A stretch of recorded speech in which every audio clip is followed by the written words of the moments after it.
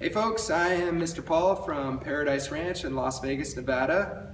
This is my good friend Dean. Dean has autism, he's 22. He comes out here and does therapy with us and the horses every week. This is Judah, our newest addition to the Paradise Ranch family.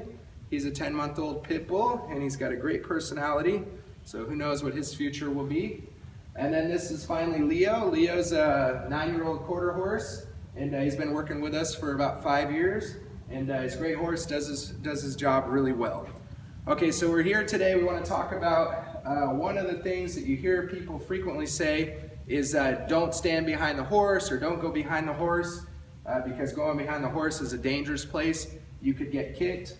But I'm here to tell you that any place around a horse that's not properly trained or with people that don't know what they're doing can be dangerous. Anywhere within the vicinity of this horse is a danger area. A horse can bite you, they can rear up and stomp you with their front legs, and they can kick you with their hind legs. So you're not any safer up here at the front of the horse than you would be back here at the back of the horse. So the important thing that you want to do when you're around horses and behind horses is to look at the horse's body language and see, is this horse relaxed? Is this horse calm? In the case of this horse is very relaxed. You can see his head is low, his ears are low, his tail isn't moving.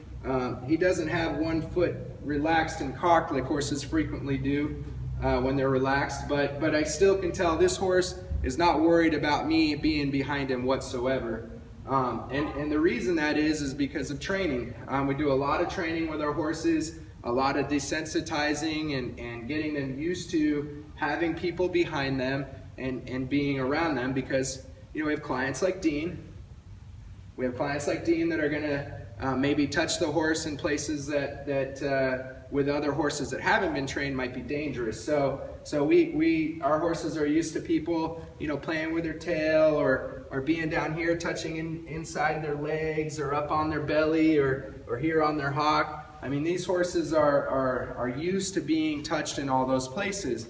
Now, if you have a horse or you're around a horse that's not used to being touched and maybe is sensitive being touched in these areas, then get a professional, get a trainer, or even you yourself do some research and desensitize your horse and sack your horse out and get them used to you being in this area so that you can safely work around your horse. There should be no area of your horse that you can't touch or be around without the horse being relaxed. And that comes from spending a lot of time with your horse and having your horse trust you, and then you get to the point where you trust your horse and you can be around them. For starters, when you're first going to be walking behind a horse or working behind a horse, there are a few things you can do just as a precaution. One is to always be making noise to let the horse know that you're there, or touch the horse, keep a hand on the horse. That serves two purposes. That lets the horse know, hey, I'm here, I'm touching you, but it also lets you know if the horse decides to move or react in any way, you can feel it with your hand and react to it yourself, maybe get out of the way or whatever. The other thing that you want to do is actually stand closer to the horse rather than further away. I see people when they walk around the horse, they tiptoe around the horse and they try to stay far away, thinking, oh, well, the further away I am, it'll be more difficult for the horse to kick me, which is not the case. These horses, they're strong, they're very athletic. I mean, a full-grown horse like this can kick way out here with no problem. So you got to think of, like, in the mentality of like a fighter, is the more extension you get on a punch, the harder that punch is going to make an impact when it hits its target. At full extension. So like if me and Dean were going to fight here, which we never would fight, right Dean, because we're good friends, but if we were going to fight and I tried to throw a punch here close to Dean, I'm not going to have all that momentum and power behind the punch that I would if I was way back here. So how that applies to the horse is if you're close to the horse when you walk through and the horse does decide to kick, it's not going to have as much of an impact as it would if you were standing all the way out here. So that's why you stand close. And then the other thing is you keep the side of your body to the horse. That way there's less of a chance of vital areas being kicked and harmed if he did take a good kick.